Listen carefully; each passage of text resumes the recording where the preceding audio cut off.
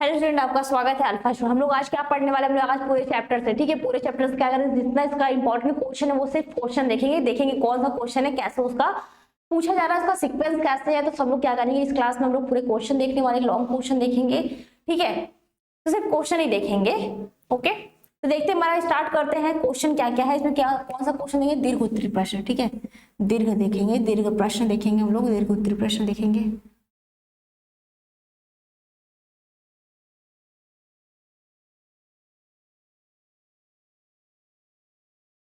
ठीक है। अब देखते हैं इसका आंसर क्या आ जाएगा। अरे क्वेश्चन इसका देखते हैं, ठीक है, ओके। पहला क्वेश्चन दिखा, देखो दिया क्या है। पहला क्वेश्चन हमारा बच्चों यही है कि चित्रों की सहायता से, ठीक है, चित्रों की सहायता से क्या कीजिए, एक क्रियात्मक लघु बीजाणु का क्या कीजिए, मात्र कोशिका के परागकण का विकास कैसे हुआ, इसका देखना है। कौन कौन सा इसमें कैसे पूछेगा। ऐसा नहीं कि बस हम लोग ने इसका क्वेश्चन देख लिया, उसका डायग्राम नहीं बनाया, या फिर डायग्राम बना दिया, उसका नेमिंग नहीं किया, तो ये दोनों गलत है, ठीक है। हम लोग क्या करना है, पहले डायग्राम भी बनाना है। पहले क्या है, इसका सबसे स्टार्टिंग में क्या करें, इसका डिफिनेशन लिखेंगे, ठीक है। इसका इंट्रोडक्शन क्या होता है, या तो परिभाषा की बात करें, ठीक है, डेफिनेशन की बात करें, ओके। तो पहले हम लोग क्या करते हैं, सर डेफिनेशन लिखते हैं। उसमें ऐसे देखो क्वेश्चन हमारा दिया रहता है, ठीक है। हम लोग बस करते हैं कि हाँ पूरे एक तरह से सीक्वेंस से यहाँ से स्टार्ट करेंगे, यहाँ पे खत्म कर देंगे, बोलेंगे नंबर ही अच्छा नहीं दिया, यही करते हैं। लेकिन उसमें होता क्या है, क्वेश्चन हमारा खुद ही तोड़ के ऐसे पूछता है कि हम लोग अगर सही से क्वेश्चन पढ़े, ठीक है, सही से पढ़े तो उसमें सही से क्या करेंगे, आंसर भी लिख सकते हैं। तो पहले क्या दिया है, चित्र की सहायता से स्पष्ट कीजिए कि क्रियात्मक जो लघु बीजाणु जो मातृ कोशिका के परागकणों का क्या विकास होता है, ठीक है। तो हम लोग लिखेंगे पहले लघु बीजाणु जो परागकणों का विकास कैसे, उसको लिखेंगे, उसका डायग्राम बनाएंगे, उसका नेमिंग करेंगे, ठीक है। और उसमें नेमिंग में भी जो जो पॉइंट होगा उसके बारे में लिखेंगे। उसके बाद क्या होगा, ये क्वेश्चन हमारा कंप्लीट होगा, ठीक है। अब देखते हैं हमारा अगला क्वेश्चन क्या है, ठीक है। नेक्स्ट क्वेश्चन बच्चों देखते हैं क्या है हमारा, ठीक है। देखो अगला क्वेश्चन दिया हमारा असंग जनन क्या होता है, इसका महत्व के बारे में लिखिए, ठीक है। ये भी क्वेश्चन कैसा लिखेंगे, हम पहले हम लोग लिखेंगे असंग जनन क्या होता है। ऐसा नहीं लिखेंगे यहाँ से शुरू कर यहाँ पे खत्म कर दे, नहीं, हेडिंग वाइज लिखेंगे। मैं बताऊंगी, सब में बताऊंगी सारे क्वेश्चन में कि हेडिंग कैसे लिखते हैं, कैसे किस तरह से लिखते हैं, ठीक है। असंग जनन पहले होता क्या, उसके बारे में लिख लेंगे, ठीक है। असंग जनन क्या होगा, इसके बारे में पूरा लिखेंगे। उसके बाद क्या लिखेंगे, नेक्स्ट हेडिंग लगेंगे। नेक्स्ट हेडिंग हम लोग क्या डालेंगे, असंग जनन के महत्व, ठीक है, इसके बारे में लिखेंगे। हमारा अब क्या हुआ, ये क्वेश्चन कंप्लीट हुआ। ऐसा नहीं कि बस यहीं पे लिखा पूरा लिख दिया, ऐसा बिल्कुल मत करना। पहले असंग जनन लिखना क्या होता है उसके बारे में पहले लिखना, उसके बाद लिखना इसके महत्व के बारे में, ठीक है। क्लियर है, यहाँ तक बताना, यहाँ तक क्लियर है। अब देखते हैं हमारा अगला क्वेश्चन क्या है, ठीक है। नेक्स्ट क्वेश्चन बच्चों देखते हैं क्या है, ओके। देखो अगला क्वेश्चन क्या दे रखा है, दिया है कि आवृत बीजी पादपों में निषेचन की क्रिया का क्या कीजिए, सचित्र वर्णन कीजिए, ठीक है। यही दिया है हमारा, आवृत बीजी पादपों में क्या दिया है, निषेचन की क्रिया का क्या कीजिए, सचित्र इसका वर्णन कीजिए, ठीक है।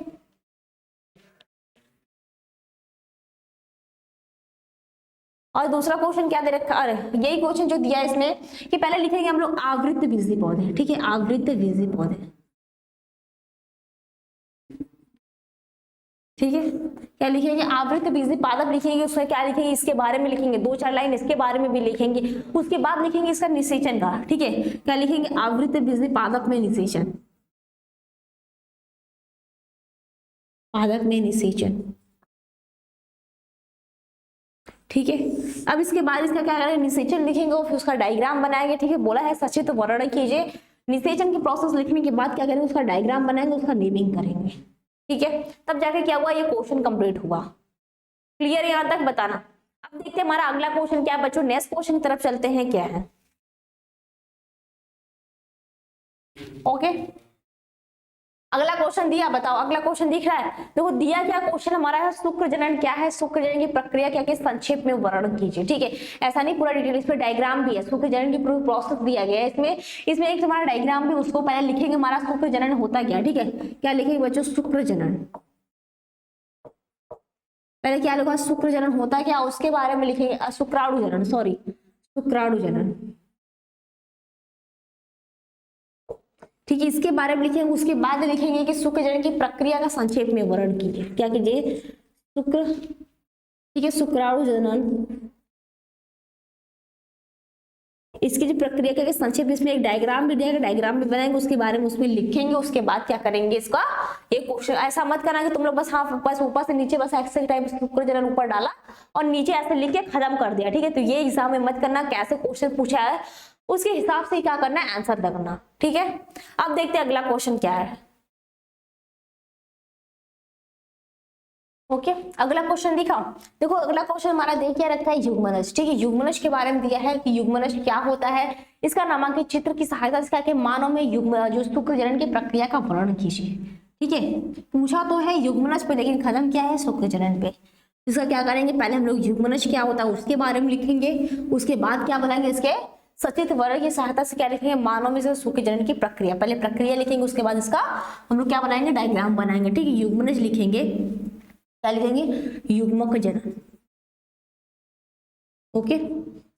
युग्मक जनन क्या होता है इसके बारे में पहले लिखेंगे, उसके बाद क्या करेंगे, इसका नामांकित चित्र के साथ मानव जो शुक्र जनन की प्रक्रिया, ठीक है। उसके बाद क्या नेक्स्ट आइडिया है, शुक्र जनन की प्रक्रिया, शुक्र जनन की प्रक्रिया, ठीक है। शुक्र जनन की प्रक्रिया लिखेंगे, इसके बाद इसके नीचे डायग्राम बनाएंगे, ठीक है। लास्ट में डायग्राम बना के उसके बाद क्या करेंगे, फिनिश करेंगे, ठीक है। या तो डायग्राम ऐसा मत करना कि किसी भी एग्जाम में ना पहले तुम डायग्राम ही मत बना देना, कोई क्वेश्चन है उसमें डायग्राम पूछा डायग्राम भी बना के छोड़ दे, नहीं, ठीक है। अगर तुम्हारा 1 नंबर में दिया है डायग्राम पूछा है तो बात अलग है, ठीक है। 1-2 नंबर में दिया है सिर्फ डायग्राम पूछा तो बात अलग है, लेकिन अगर ऐसे पूछा तो स्टार्टिंग में डायग्राम ही मत बनाना, उसके बारे में पहले 2-3 लाइन लिखना, ठीक है। 2-3 लाइन लिखना, वो होता क्या है, उसके बाद उसका डायग्राम बनाना, नेमिंग करना, उसके बाद उसके बारे में लिखना, ठीक है।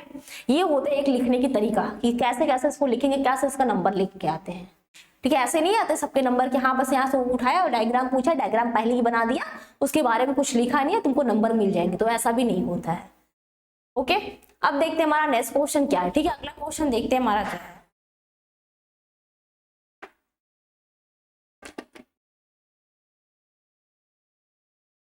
ठीक है। अगला क्वेश्चन दे रखा है कि परिवार नियोजन की आवश्यकता तथा इसकी विधियों का क्या कीजिए, वर्णन कीजिए, ठीक है। परिवार नियोजन की क्या होता है, इसकी आवश्यकता क्यों पड़ती है, ठीक है। तो परिवार नियोजन होता क्या, पहले वो लिखेंगे, क्या लिखेंगे बच्चों, परिवार नियोजन,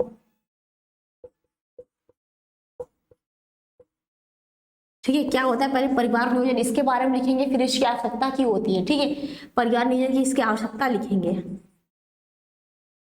ठीक है। 2-3 लाइन लिखेंगे लेकिन लिखेंगे जरूर। फिर इसकी विधियों का क्या करेंगे, इसका विधियां कौन कौन सी होती है, 5-6 प्रकार का होता है, ठीक है।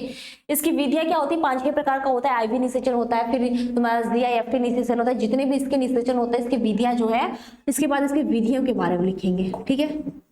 इसके विधियां के बारे में लिखेंगे, उसके बाद क्या करेंगे, ये पूरा कंप्लीट होगा तुम्हारा कि परिवार नियोजन की आवश्यकता क्यों होती है, इसकी विधियां क्या होती है, ये परिवार नियोजन होता क्या है, ये सभी। परिवार नियोजन क्या होता है, 2 लाइन का आंसर है, 2 लाइन में लिखोगे, इसकी आवश्यकता क्यों होती है ये भी लिख सकते हो, ज्यादा टाइम नहीं है, लेकिन तुमको एक तरीके से लिखने का पता चल जाएगा तुम लिख क्या रहे हो, तुम्हारा आंसर क्या है, किस हिसाब से तुमको कॉपीराइट करना चाहिए, ठीक है। इतना बात क्लियर है, यहाँ तक बताओ, यहाँ तक क्लियर क्वेश्चन। अब देखते हैं हमारा अगला क्वेश्चन क्या है, ठीक है। नेक्स्ट क्वेश्चन बच्चों देखते हैं क्या है, ओके। देखो अगला क्वेश्चन क्या दिया है, बहुजीवी वंशागति क्या है, इसके उपयुक्त उदाहरण द्वारा क्या है इसको समझाइए। तो लिखेंगे कैसे हम लोग, बहुजीवी वंशागति क्या है, ठीक है। पहले लिखेंगे हमारा बहुजीवी वंशागति होता क्या, उसके बारे में लिखेंगे। फिर क्या लिखेंगे कि इसके आप उपयुक्त उदाहरण क्या करेंगे, इसको समझाइए, ठीक है। इसके एग्जाम्पल क्या होते हैं उसके बारे में क्या करेंगे, इसको लिखेंगे,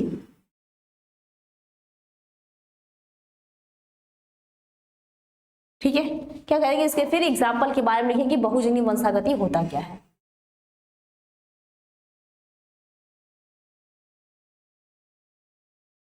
ठीक है। बहुजीवी वंशागति क्या होता है, फिर इसके क्या एग्जाम्पल के बारे में, उसके उदाहरण के बारे में लिखेंगे।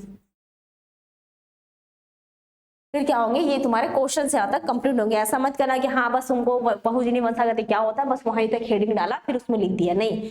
उसमें जैसे क्वेश्चन पूछ रखा है उसके हिसाब से क्या करेंगे, लिखेंगे कि हाँ उसका बहुजीवी वंशागति पूछा है, अलग पूछा तो उसको अलग ही आंसर देंगे। ऐसा नहीं कि सब एक ही बस मिक्स करके लिख दिया, नहीं। जैसे क्वेश्चन का सीक्वेंस पूछेगा उस तरह से क्या करना है, लिखना है हमें, ठीक है। अब देखते हैं हमारा अगला क्वेश्चन क्या है, ठीक है। हमारा नेक्स्ट क्वेश्चन क्या दे रखा है कि सहप्रभाविता पर संक्षिप्त क्या कीजिए, इसका टिप्पणी कीजिए। सहप्रभाविता क्या होती है, इस पर क्या कीजिए, संक्षिप्त टिप्पणी कीजिए। तो हमारा सहप्रभाविता क्या होता है उस पर क्या, इसमें डायग्राम भी, एक फ्लो चार्ट भी बनाना है। ऐसा नहीं कि बस सहप्रभाविता डाल दिया हो गया, ठीक है। सप्रभविता डाल दिया, हो गया। ऐसा मत करना, इसमें फ्लो चार्ट है, फ्लो चार्ट भी इसको बनाना, ठीक है। इस चैप्टर में जितने भी क्वेश्चन आएंगे सब में अगर फ्लो चार्ट दिया गया है तो उसको फ्लो चार्ट ऐसा बोल कि प्रभाविता का नियम लिखे तो उसमें भी फ्लो चार्ट है, ठीक है। अगर वारांता का लिखिए, वारांता क्या होता है उसके बारे में लिखिए, या तो तुम्हारा कोई भी डिजीज, अनुवांशिक डिजीज पूछ दिया तो उसके बारे में एक नॉर्मली से तुम एक तुम्हारा कम से कम 30 या फिर 50 सेकंड लगेंगे, ठीक। 1 मिनट भी पूरा नहीं लगेगा, तुमको याद है तब, ठीक है। अगर ये फ्लो चार्ट अगर तुमको याद है, तुमको 1 मिनट भी नहीं लगेगा, तुम उसका फ्लो चार्ट तुम बना दोगे, ठीक है। इस चैप्टर की मैं बात कर रही हूँ, ठीक। जेनेटिक्स की बात करूँ तो जेनेटिक्स से तुम्हारे क्वेश्चन बहुत ज्यादा पूछे जाते हैं, ठीक है। और तुम्हारे जेनेटिक्स की बात करूँ तो वहां से क्वेश्चन तुम्हारे बहुत आते भी हैं और बहुत इंपॉर्टेंट चैप्टर भी है, ऐसा नहीं कि तुम्हारे बस यही पे काम आते हैं, ठीक है। तो ऐसा बस एग्जाम के लिए बिल्कुल मत पढ़ना, ठीक है, कि नहीं बस हमको एग्जाम देना है, एग्जाम के लिए पढ़ लिया, बात खत्म। बाद में अगर तुम किसी भी चीज की तैयारी करोगे तो बाद में तुमको भी पढ़ना पड़ेगा वो चीज। तो अभी से जो पढ़ रहे हो अभी से क्लियर करते चलो, ठीक है। अभी हमारे पास टाइम भी है, तो इस चैप्टर से जो भी आएंगे, ठीक है, इसको अच्छे से पढ़ा, इसमें डायग्राम प्लस फ्लो चार्ट बना देना, बिल्कुल फ्लो चार्ट छोड़ना मत यहाँ से, ठीक है। फ्लो चार्ट तो बना ही देना। अगर तुम्हारे 2 नंबर के भी क्वेश्चन पूछ रहा है, ठीक है, तो उसमें कोशिश करना कि एक फ्लो चार्ट बना दो, एक लाइन लिखोगे, सिर्फ एक लाइन भी लिखोगे और फ्लो चार्ट तुमने बना दिया तो तुमको नंबर, फ्लो चार्ट बनाना, बस लिख देना कि हाँ ये है, ठीक है, क्या क्या लिया है बस उसके बारे में बता देना, ओके। अब देखते हैं हमारा अगला क्वेश्चन क्या है, ठीक है। नेक्स्ट क्वेश्चन बच्चों देखते हैं क्या है। देखो बहुत ज्यादा क्वेश्चन नहीं है, लेकिन इस पूरे बुक से पूरे जितने चैप्टर दिए गए उससे से क्वेश्चन मैंने लिया है, उससे से क्वेश्चन मैंने बना रखे हैं कि इस क्लास में क्या करना है, जितने क्वेश्चन उसके बारे में डिस्कस करने हैं, ये कैसा क्वेश्चन है, कैसे उसमें लिखना है, क्या करना है। अब दिया हमारा अगला क्वेश्चन, देखो दिया है अनुवांशिक विकार से आप क्या समझते हो, उसकी कौन कौन सी डिजीज के बारे में, ठीक है। जो हमारे लिंग डिजीज मतलब बोल सकते हैं जो डिजीज है उसके बारे में क्या करना है, इसमें लिखना है, ठीक है। तो अनुवांशिक विकार क्या होते हैं उसको पहले लिखेंगे, क्या लिखेंगे, अनुवांशिक विकार। अनुवांशिक विकार के बारे में लिखेंगे, इससे आप समझते क्या है, ये होता क्या है। उसके बाद लिखेंगे लिंग समिति और लिंग प्रभावित जीन्स में विभेद कीजिए, इसमें डिफरेंट क्या होते हैं, लिंग सीमित, उसके बारे में लिखेंगे, ठीक है। लिंग सीमित क्या होते हैं उसके बारे में लिखेंगे। उसके बाद क्या लिखेंगे, नेक्स्ट है तुम्हारा प्रभावित जीन्स, ठीक है। लिंग प्रभावित जीन्स क्या होते हैं उसके बारे में लिखेंगे। नेक्स्ट क्या लिखेंगे, लिंग प्रभावित जीन्स, ठीक है। ये दोनों में क्या करेंगे लोग, डिफरेंट करेंगे, दोनों का डिफरेंट लिखेंगे। फिर लिखेंगे हीमोफीलिया पे टिप्पणी लिखिए, ठीक है। हीमोफीलिया भी क्या होता है, ये भी जेनेटिक ग्रोथ है, वहां पे बस उतना ही लिखेंगे उसका एग्जांपल, ठीक है। ऐसा नहीं लिखेंगे हम लोग अनुवांशिक विकार लिख रहे हैं तो उसी में सब कुछ हम डिटेल में लिखते जाए, क्या हीमोफीलिया होता है, वारांता होता है, सिकल सेल एनीमिया, सब उसी में लिखते जाए, तो ऐसा मत करना, ठीक है। अनुवांशिक विकार से आप क्या समझते हैं उसको लिखना, वहां पे एग्जाम्पल लिखना, ठीक है। एग्जाम्पल जो होता है वो एग्जाम्पल लिखना। फिर उसके बाद लिखना लिंग सीमित और लिंग प्रभावित जिनसे आप विभेद कीजिए, ठीक है। ये नेक्स्ट हेडिंग ये डालना। उसके बाद नेक्स्ट हेडिंग क्या डालना, हीमोफीलिया पे टिप्पणी, हीमोफीलिया लिखना। हीमोफीलिया क्या होता है, इसमें क्या होता है, इसमें अगर चोट लगे, जिस व्यक्ति को हीमोफीलिया होता है बच्चों, उसमें क्या होती है, चोट लग जाती है और रक्त का बहना बंद नहीं होता अगर उसको दवा नहीं दिया जाए, और बहुत ज्यादा रक्त फ्लो होने के कारण, ठीक है, बहुत ज्यादा इसमें रक्त बहने के कारण क्या होता है, अंत में इसके व्यक्ति की मृत्यु हो जाती है, ठीक है। और इसका फ्लो चार्ट भी ठीक है, हीमोफीलिया क्या होते हैं, कैसे फैलता है, उसका फ्लो चार्ट है, वो बना देता है कि इसका जो जीन्स होता है वो हमेशा किस पे होता है, एक्स क्रोमोसोम पे ही प्रेजेंट होता है। और इसमें जो इसका वाहक की बात करें, ठीक है, अगर वाहक की बात करें, जो कैरियर की बात करें, जो यहाँ एक पीढ़ी से दूसरे पीढ़ी में ले जाने का कार्य करती है, वो क्या होती है, फीमेल। तो इसका एक फ्लो चार्ट बनाना अच्छे से और इसके बारे में लिखना, तुमको इस पे क्या पूरे नंबर मिलेंगे, ठीक है। 1 नंबर भी नहीं कटेगा अगर ऐसे जैसे मैं बता रही हूँ, अगर वैसे लिखे तो बहुत ज्यादा टफ नहीं है, बस हाँ जो भी लिखना है हेडिंग वाइज लिखना, अच्छे से लिखना, ठीक है। अब देखते हैं हमारा अगला क्वेश्चन क्या है, ठीक है। नेक्स्ट क्वेश्चन बच्चों देखते हैं क्या है, ठीक है। देखो अगला क्वेश्चन क्या देखा है, हमारी अनुवांशिक कूट क्या है, इसकी विशेषता के बारे में लिखिए, ठीक है। तो पहले क्या लिखेंगे, हमारा अनुवांशिक कूट क्या है, ठीक है।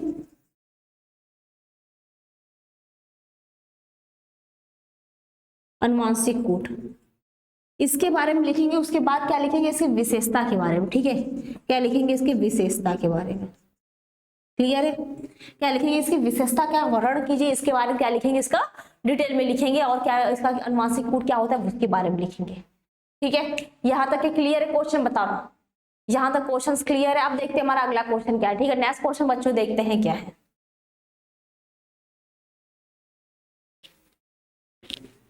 देखो अगला क्वेश्चन हमारा क्या दिया है, लसिकाव अंग क्या है, ठीक है। लसिकाव अंग के बारे में लिखेंगे, पहले हमारा क्या लिखेंगे बच्चों, लसिकाव अंग क्या होता है, ठीक है।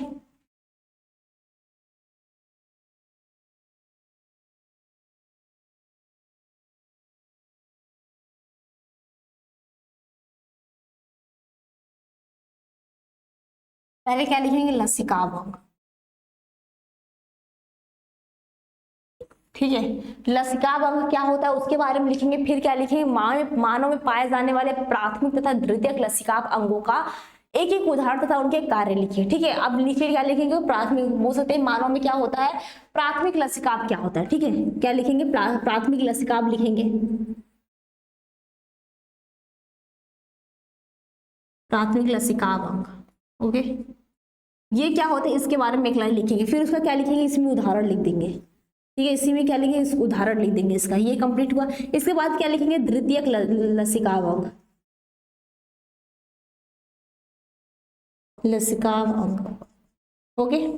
फिर इसका क्या लिखेंगे, इसके बारे में लिखेंगे कि होता क्या है इसका, फिर एग्जाम्पल लिखेंगे, उदाहरण लिखेंगे, ठीक है। क्या लिखेंगे, इसका उदाहरण लिखेंगे। अब ये क्या हुआ, कंप्लीट। इसका कार्य भी लिखेंगे, ठीक है। अब ये दोनों हो गया, ठीक है। ये तो इसी में इसका ऐड भी कर देंगे, ठीक है। इसी के नीचे इसका ऐड भी कार्य कर देंगे, इसी के नीचे इसका ऐड भी कार्य कर देंगे, कार्य क्या होते हैं। इसी में घुसा के सब मत लिख देना कि ये उसी में हो गया, नहीं। जैसे पूछा वैसे वैसे लिखोगे ना तो तुमको नंबर एकदम अच्छे से मिलेंगे। जैसे पूछा है वैसे वैसे इसका आंसर भी करोगे तो जाके सही होगा, ठीक है। ऐसे मत कर देना कि हाँ लसिकाव अंग क्या होता है, यहाँ पे डाला फिर पूरा नीचे लिख के खाली हो गया, नहीं। अरे लिखना तुमको वही चीज है, वही चीज उसमें भी लिखोगे तो उसी को हेडिंग डाल के लिख दो, बात खत्म वहां पे, ठीक है। अब देखते हैं हमारा अगला क्वेश्चन क्या है, ठीक है। नेक्स्ट क्वेश्चन बच्चों देखते हैं क्या है। देखो दिया क्या है, निम्नलिखित में से किन्हीं दो पे क्या क्या संक्षिप्त टिप्पणी लिखी है। क्वेश्चन ऐसे पूछा या तो पूछ सकता है कि सब पे क्या है संक्षिप्त टिप्पणी लिखी। तो पहले जो जो दिया है तुम्हारा अल्कोहल का दुष्प्रयोग दिया है उसके बारे में लिखेंगे। फिर क्या लिखेंगे, स्तंभ कोशिकाएं लिखेंगे। उसके बाद क्या लिखेंगे, तुम्हारा मानव स्वास्थ्य क्या होता है, ठीक है। सबके बारे में लिखेंगे और सबके बारे में क्या लिखेंगे, उसका डेफिनेशन भी लिखेंगे, ठीक है। इसमें संक्षेप टिप्पणी की बात किया तो बहुत ज्यादा डिटेल में नहीं लिखेंगे, लेकिन हाँ उसके अल्कोहल क्या होता है, उसमें दुष्परिणाम क्या होता है, कौन कौन सा होता है, उसका एग्जांपल भी देंगे और क्या लिखेंगे उसमें। फिर लिखेंगे स्तंभ कोशिकाएं क्या होते हैं उसके बारे में लिखेंगे। फिर मानव स्वास्थ्य क्या होता है उसके बारे में लिखेंगे, ठीक है। यहाँ तक की बातें क्लियर है, बताना यहाँ तक सब कुछ क्लियर है। अब देखते हैं अगला, ठीक है। नेक्स्ट क्वेश्चन देखें, बोलो।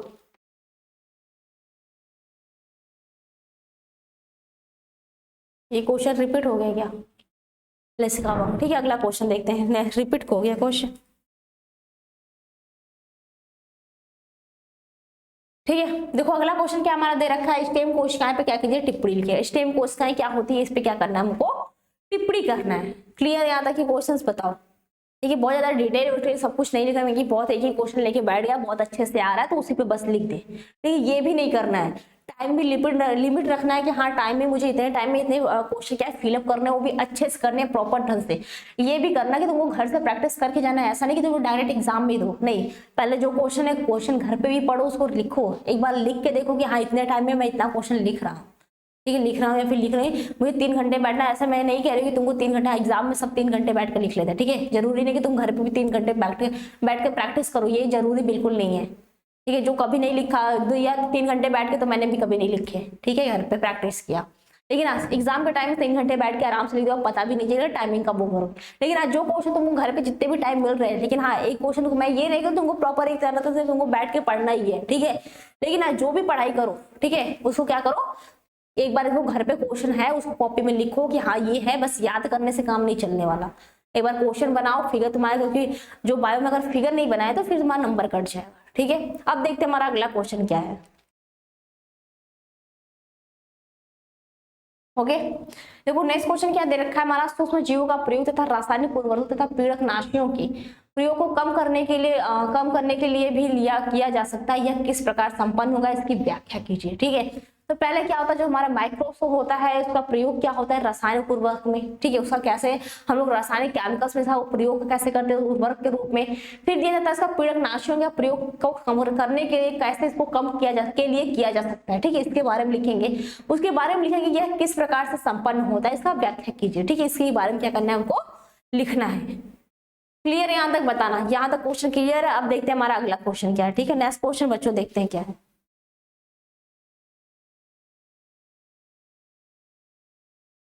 ठीक है। अगला क्वेश्चन दिया है तुम्हारा, मानव कल्याण में सूक्ष्म जीवों का क्या कीजिए महत्व, इसका संक्षेप में टिप्पणी कीजिए, बस इसके ही बारे में लिखना है, बहुत ज्यादा इसमें डिटेल नहीं लिखना है।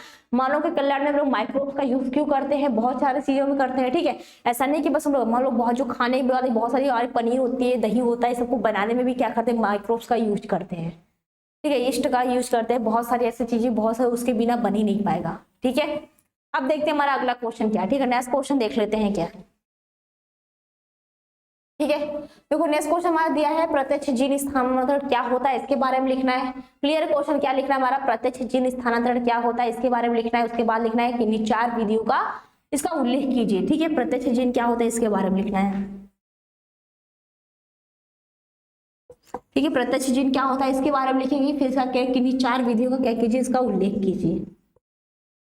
देखो एक ही भी मत लिख देना। ठीक है, एक ही भी सब खिचड़ी पका के मत लिख देना, सब अलग अलग जैसे तुमको क्वेश्चन पूछा है उस तरह से लिखोगे, तुमको हेडिंग भी मिल जाएगा और तुमको लिखने का अच्छा सा तुमको मिल जाएगा कि हाँ, एग्जामिनर को भी लगेगा कि हाँ बहुत अच्छा बच्चा ने लिखा है, बहुत ज्यादा तुमको चेक नहीं करेगा, बहुत पढ़ने की उसको जरूरत नहीं पड़ेगी। ठीक है, ये होते हैं। ठीक है, अब देखते हैं हमारा अगला क्वेश्चन क्या है। ठीक है, नेक्स्ट क्वेश्चन हमारा दिया है मानव इंसुलिन पर क्या कीजिए, टिप्पणी लिखिए। नॉर्मल से कि मानव हीमो इंसुलिन होता है क्या, इस पे क्या नॉर्मल से टिप्पणी लिखना है, तो उसके बारे में तुम लोग लिख सकते हो। ठीक है, अब नेक्स्ट क्वेश्चन हमारा दिया है बायो रिजर्व स्फीयर, जो रिजर्व पर क्या कीजिए, इसको टिप्पणी कीजिए कि बायोस्फीयर रिजर्व पर क्या होता है, इसके बारे में क्या करना है, इसको लिखना है। यहाँ तक क्लियर क्वेश्चन बताना। अब देखिए अगला क्वेश्चन बताओ, यहाँ तक के सारे क्वेश्चन समझ में आ रहे हैं, जो जो क्वेश्चन थे सारे क्लियर हो रहे हैं।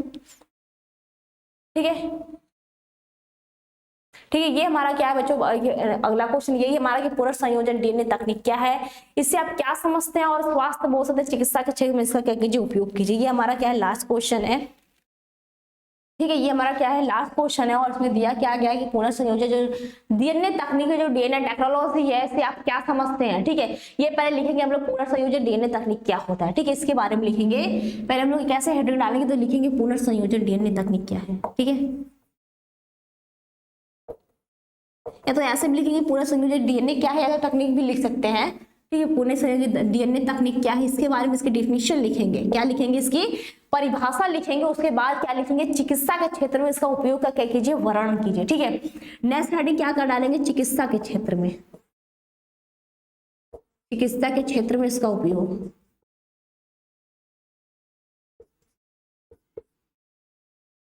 इसका उपयोग। ठीक है, ये क्या हो जाएगा हमारा नेक्स्ट हेडिंग हो जाएगा। इसके बारे में क्या करना है, लिखना है। देखो बहुत तरीके से इसमें हम लोग इंसुलिन बनाते हैं, सब कुछ बनाते हैं, इसके द्वारा ही क्या किया है, सब कुछ बनाया गया है। ओके, ये हमारा लास्ट क्वेश्चन है बच्चों। यहाँ तो क्या करते हैं, क्लास को ओवर करते, लेकिन जितना क्वेश्चन मैंने बताया उसको एक बार कॉपी में लिख लेना। ऐसा नहीं बोलो कि एक ही टाइम में बैठना सब लिख लेना, लेकिन इसको पूरा एक बार लिख लेना, बहुत ज्यादा क्वेश्चन भी नहीं है। ठीक है, ओके, हम लोग यहाँ पे क्या करते हैं, क्लास को स्टॉप करते हैं। यहाँ तक क्लियर सबका ना, बोलो।